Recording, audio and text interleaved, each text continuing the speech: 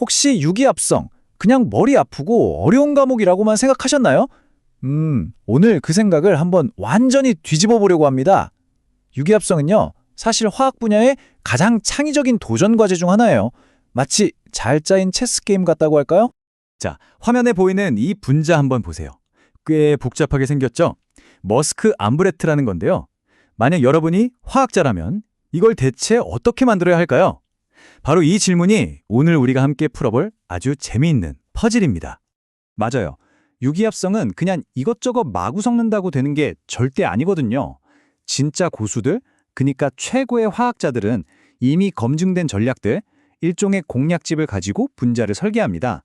지금부터 그 비밀스러운 공략집을 한번 같이 펼쳐보시죠. 자, 공략집의 첫 페이지입니다. 첫 번째, 그리고 어쩌면 가장 중요한 규칙인데요. 바로 순서입니다. 유기합성에서는 어떤 순서로 반응을 진행하느냐가 정말 모든 걸 결정해요. 성공이냐 실패냐 그 전부를요. 이 순서를 제대로 이해하려면 지향기라는 개념부터 알아야 해요. 쉽게 말해서 벤젠골이라는 기본 구조에 이미 붙어있는 작용기가 일종의 교통경찰 역할을 하는 거예요.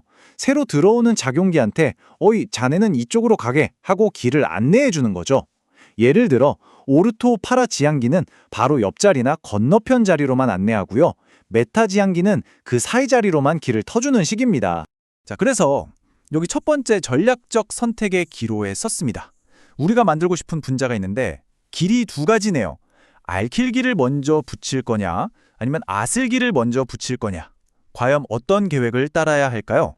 자, 잠시 여러분이 화학자가 됐다고 생각해 보세요. 방금 우리가 얘기했던 그 교통경찰, 지향기 개념을 생각해 보면 어떤 경로가 우리가 원하는 생성물을 딱 만들어낼 수 있을 것 같으세요? 정답을 알려드릴게요. 바로 아이소프로필기를 먼저 붙이는 겁니다. 왜냐고요? 이 아이소프로필기는 오르토 파라 지향기거든요. 그러니까 친절한 교통경찰처럼 두 번째로 들어오는 아세틸기에게 저기 파라 위치로 가세요 하고 정확하게 길을 안내해 주는 거죠. 바로 이게 첫 번째 공략의 핵심이에요. 만약 순서를 바꿔서 아세틸기를 먼저 붙였다면요. 이 녀석은 메타지향기라는 엉뚱한 교통경찰이라서 다음 그룹을 완전히 다른 길로 보내버렸을 거예요. 체스에서 첫 수를 잘못 두면 게임 전체가 꼬이는 것과 똑같죠? 이 순서라는 단 하나의 선택이 승패를 갈라버린 겁니다. 여기 다른 예시를 봐도 마찬가지예요. 경로 B처럼 올바른 순서를 고르면 우리가 원하는 딱 한 가지 아주 깔끔한 생성물이 나옵니다.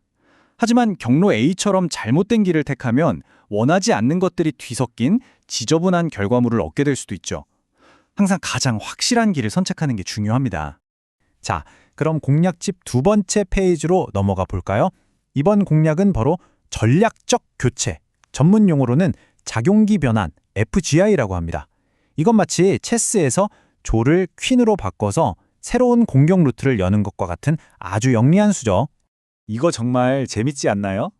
나이트로기를 아미노기로 바꾸는 건 아주 간단한 화학 반응인데 이 변환 하나만으로 분자의 성격이 그냥 180도 바뀌어버립니다. 전자를 막 끌어당기던 메타 지향기가 반대로 전자를 팍팍 밀어주는 아주 활발한 오르토 파라 지향기로 완전히 변신해버리는 거예요. 작용기들의 세계에도 보이지 않는 서열이 있어요. 바로 반응성의 계층이죠. 여기 보이는 카복실산 유도체들이 딱 좋은 예시인데요. 맨 위에 있는 아실클로라이드가 대장이에요. 반응성이 제일 높죠. 왜냐하면 저기 붙은 염소 Cl 원자가 아주 훌륭한 이탈기거든요. 난이만 갈게 하고 쉽게 툭 떨어져 나가면서 다른 반응에 일어날 자리를 만들어주는 거죠.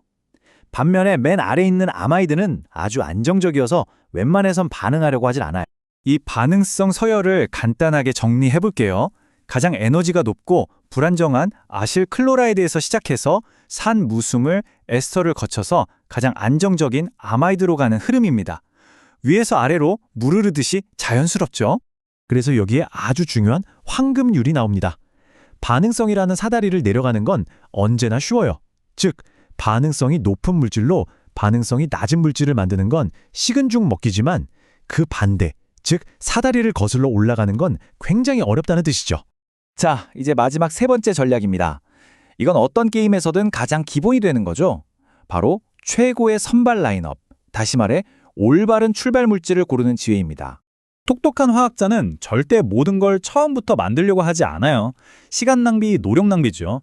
만약 최종 분자에 붙이기 아주 까다로운 조각이 있다면 애초에 그 조각을 이미 가지고 있는 물질에서 출발하는 게 훨씬 현명한 전략 아니겠어요? 그리고 이 점도 절대 잊으면 안 돼요. 세상에서 가장 위대한 합성들은 종종 가장 간단하고 저렴하고 또 쉽게 구할 수 있는 화학 물질들로부터 시작된다는 사실 말이죠. 실용성. 이것이야말로 위대한 전략가가 갖춰야 할 중요한 덕목입니다. 자, 이제 슬슬 마무리해볼까요? 유기합성을 마스터하기 위해 꼭 필요한 이 전략적인 사고방식을 다시 한번 정리해보겠습니다. 오늘 우리가 살펴본 세 가지 핵심 공략 딱 정리되죠? 첫째, 반응 순서가 모든 걸 결정한다. 둘째, 작용기를 바꿔치기해서 반응성을 조절한다. 그리고 셋째, 시작부터 현명하게 출발 물질을 고른다. 이 세 가지만 머릿속에 넣어둬도 여러분은 이미 훌륭한 전략가입니다. 마지막으로 진짜 프로들은 어떻게 생각하는지 살짝 엿보여 드릴게요. 역합성이라는 기술인데요. 말 그대로 거꾸로 생각하는 거예요. 최종 목표 분자를 보고 이걸 만들려면 어떤 조각들이 필요했을까 하고 분해해서 생각하는 거죠. 이때 머릿속으로 그리는 그 이상적인 조각을 신톤이라고 부릅니다. 오늘 배운 모든 전략을 조합해서 완벽한 계획을 세우는 궁극의 방법이라고 할 수 있죠. 이제 여러분은 복잡한 분자를 봐도 더 이상 어지러운 원자 덩어리로 보이지 않을 겁니다. 대신 풀어야 할 아주 흥미로운 퍼즐로 보이게 되겠죠. 자, 이 퍼즐을 마주한 당신의 첫 수는 무엇이 될까요?